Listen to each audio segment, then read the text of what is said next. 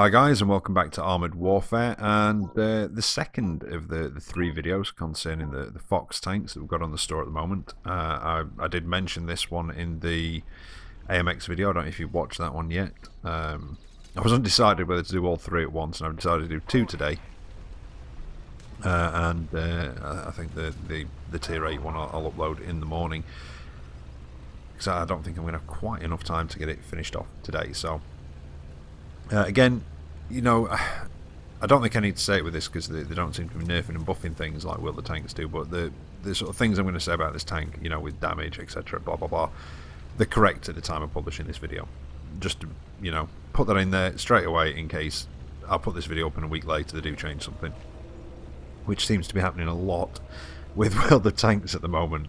I'm going to do a lot of revisits on that, but anyway, we're here to talk about Armoured Warfare. And as I mentioned in the AMX video, the prices on these are quite nice. They're basically the same, if not slightly cheaper, than buying the clean versions from the tech tree. I know the AMX one is, well, 50p cheaper in, you know, pounds sterling.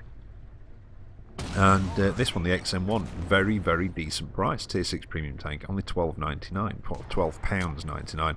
Obviously it will be different on the US store or the EU store, you know, with dollars, euros, etc. But yeah, very decently priced, no more expensive than buying the clean version. And again, like I say, you get like a quite nice, funky red and black, or at least I think it's red. Don't forget I am colourblind.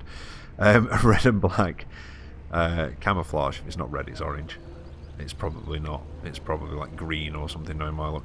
But anyway, yeah, the XM1. So again, not so much of a review, just my opinions, a few bits and bobs about it, that sort of thing. It is the M1 Abrams prototype in real life, and as you can see, quite mobile, and it has slightly less physical thickness of frontal hull armour than the M1 Abrams, but this is composite as well. And it's a bit weird with the M1 Abrams. I think it says steel if you actually look at it, but then it does say in the description about sort of a composite of various materials. So I'm not too sure. But anyway, this one does say composite for its frontal armour, both hull and turret, if I remember rightly. And yeah, even though it is slightly less physical thickness, it has a very, very well angled upper glacis and lower glacis. The lower glacis on this is much better angled than it is on the actual M1 Abrams itself. So speed and mobility wise, it just feels very much like the M1 Abrams. I have been saying M1, haven't I? Not M1A1 or anything, but yeah, it's the M1 Abrams, the first Abrams you come to in the game.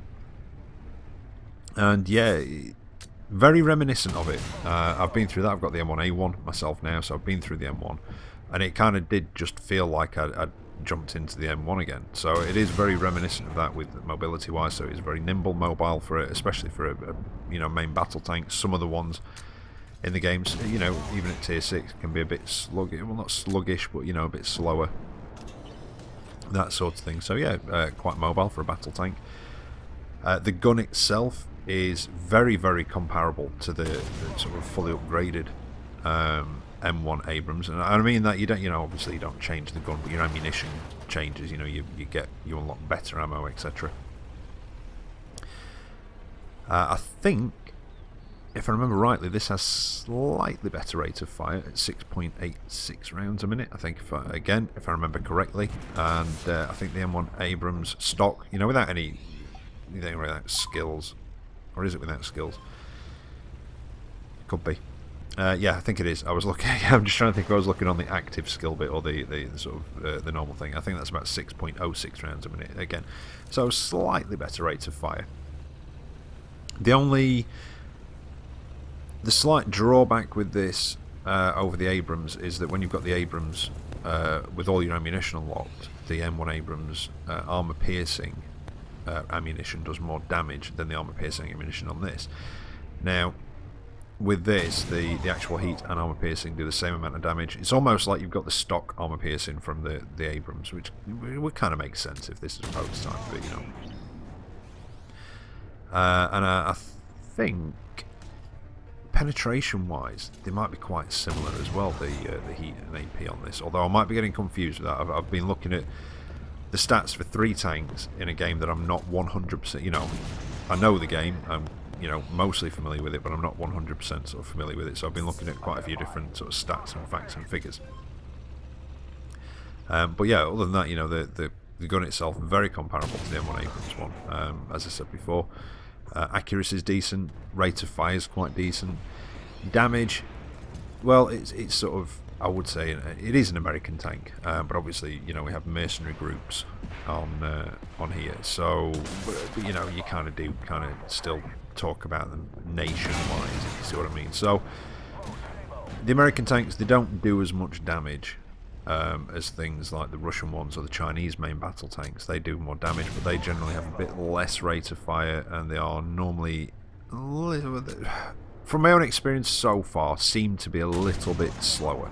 Not all the time, you know, not all the time. Some of them are quite mobile, but yeah, these the American tanks, I'm not quite sure. Well, yeah, again, I'm learning. I'm still, you know, like you guys, it's a new game, so I'm still picking bits up. I'm doing research and what have you, and I'm not quite sure what the American tanks thing is, if you see what I mean.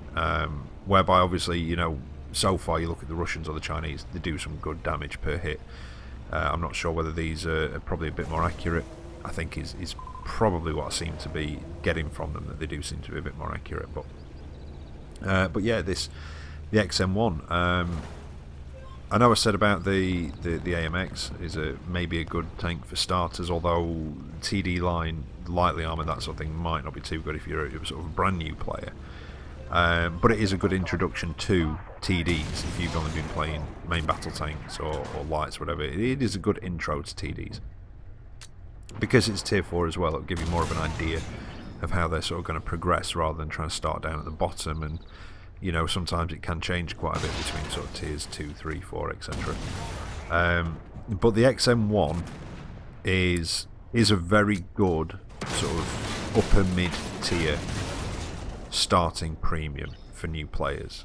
It doesn't really have, see, while it doesn't really have any advantages of any kind over other tanks, but having said that, it doesn't really have any major disadvantages either. So it's just a good all-rounder.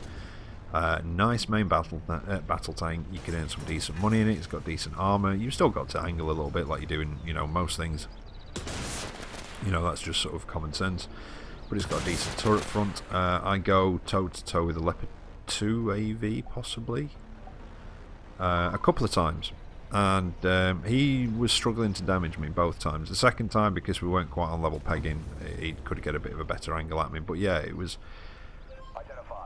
I've been very pleasantly surprised by this tank, I must admit. I was looking at the stats of it. I was considering, you know, picking up a premium a couple of weeks back, and ended up with the WZ, is it the WZ1224, whichever one it is, the one in the Chinese tree. Because I looked at this, and I was just looking at some of the figures, and I was like, I don't know. And I chose that one over it anyway. However, I have been very, very pleasantly surprised by this. I kind of wish I'd have picked this up first, possibly.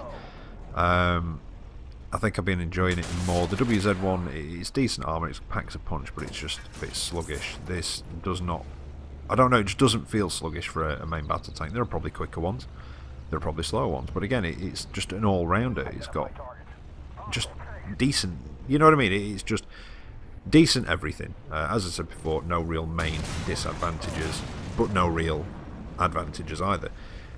So yeah, good starting premium for new players. And this was actually the XM1 was recommended to me a few weeks ago by Edward. Sent me a message on the PlayStation. I think he'd picked it up and recommended it to me, and I would have picked it up sooner, but like I said before, I've not been playing anything for the last couple of weeks. I've just had some personal stuff to deal with, so but yeah, I would have picked it up sooner. Now you can see I'm going toe to toe. I can get through, I would call that his turret ring personally. A Bagel Panzer does come up behind me. They're vicious, aren't they? They are just savage. They remind me of Taz, the Tasmanian Devil. They sort of just blaze in with a load of noise and sound and leave destruction in the wake. But I think he did a drive-by on me, didn't quite kill me, and bugged out, expecting probably either the Leopard or the T-80 to finish me off. And luckily for me, I killed the leopard, or, well, the leopard's dead. I wasn't quite sure. I can't remember if I killed him or somebody else put a shot in. And the angle that I've got with the leopard's wreck in front of me allowed me to just take down the T-80 as well. Now that was good timing. The leopard wreck just spawned out, and some people might, what, you know, haven't seen this before, might be like, what, the wrecks spawn out? Well, yes, the wrecks do spawn out because obviously you have respawns in this game mode in Global Ops. You have respawns, and if the wrecks didn't spawn out when somebody sort of, you know, respawned, then there's been matches where, yeah, the place would be littered with wrecks and basically impassable sort of thing. And it probably would put a lot more strain on the actual system itself. So yeah, that doesn't really bother me. They stay just long enough for me to use as cover. I'm happy. But yeah, now I really need to get my arse fixed. And something else, it was at this point actually, I think I realised that I don't think I've died this match in this. I have been getting in there a little bit. There's a couple of times, in fact I think there's one coming up, where the Bagel Panzer on our team, he was having a good match. He was, and as I was taking somebody down, I got a shot in, and he just appeared out of nowhere, bom, bom, bom, bom, bom, bom, bom, dead. So yeah, he was definitely having a decent match. But yeah, this one out of the 3 Fox tanks has been my most pleasant surprise. As I said before, when I was looking at the stats, the sort of paper stats, I was a bit, you know, unsure. Having been in the Abrams and thinking, well, it's got thinner armour than the Abrams, and you know, and sort of, I've had the lower glacis on that penned a few times, and it kind of did make me think, I'm not entirely sure, you know, etc. But yeah, no, complete turnaround on it. Now I am sure this is a good, decent, fun tank. I mean, if you're not a fan of the Abrams and you're not a fan of the American tanks, you want something with more damage, then you may not enjoy this one anyway, regardless. But as I said, if you're a new player, you're looking for your first premium vehicle to start earning a bit of money in, this is the one that I would go for. This one definitely. I know in the AMX one I said possibly that, but that would be more just to get used to TDs. This is there's the Bagel Panzer. Yeah, came in, wrecked that leopard, and gone again. But yeah. This is a good starting premium tank, and it can earn decent money. I don't think I come top in this one. I know I did in the AMX. I got a gold medal in that one. I don't think I come top in this. In fact, no, I don't. The honour goes to the Bagel Panzer. He does some, you know, massive damage. But yeah, I still earn a decent amount of money in it. Obviously, you know, it's the crews stay in the tank. It's not like World of Tanks where you can swap crews around, but you can swap commanders. So if you've got a fresh commander, be decent enough for training that up. Obviously, it comes with all the extra experience and credit bonuses that the premium tanks gain on this. The experience bonuses, obviously you can't train up crews as I said before, but if you get a fresh commander, you can stick them in it. It'll train them up a little bit quicker. And also, don't forget that a percentage of all the XP that you earn goes to your global reputation, or your global XP. So obviously this would earn more global XP, or global rep, than a sort of standard tech tree tank. But this is the point where he starts to get a bit of a grip on where to hit me. And I tried to get just underneath him a bit more, try and get a bit more level pegging, but he's got an angle on me. You can see his gun's pointed down where I am. The back of my tank was up, so it did flatten out that angle on that upper glacis, which allowed him to take me down. And that was the first time in that match that I died, and it was right at the end of the match, and I was gutted that I didn't just manage to do the entire thing on one life. So shit happens, doesn't it? But anyway, I think I'll try a bit better next time. But yeah, I do like that tank. Yes, it's not got as much damage as the Russians and the Chinese. That's just American tanks for you, but the accuracy does seem quite decent. The rate of fire is decent, the mobility is decent, and the armor is decent. And as I said before, you know, as a roundup, there is stuff out there that's better, but you know, there is also stuff that's worse, and some of the stuff that seems to be better normally has some sort of disadvantage to it. This doesn't. Decent all-rounder, no glaring weak spots, and a good starting premium. And even if you're not starting out, it's still a decent premium for experienced players to have fun in. and earn a bit of cash, I would have said, definitely. I've enjoyed it, and if I wasn't enjoying it and I had any problems with it, I'd let you know, I'd say. But yeah, there you go. The XM1, so yeah, decent, enjoyable and cheapish tank, 13 quid, again, bang on price, very reasonable price. Yeah, can't complain at that. I'm used to paying like a lot for World of tanks recently. So yeah, very, very decent price, and very pleasantly surprised by that price as well. Obviously that's just the base pack, but there you go, XM1. Again, I hope you've enjoyed that. I hope you've been able to make your decision one way or the other, whether you might like to give it a try, leave it out or whatever. And I'll be back with the third video.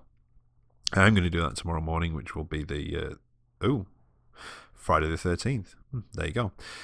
So yeah, I'll upload that one in the morning, early-ish on, which is the tier 8 TD one. And again, a bit out of my comfort zone with that one, but I'll do my best with it. So until then, take care out there, and I'll catch you next time. See you later.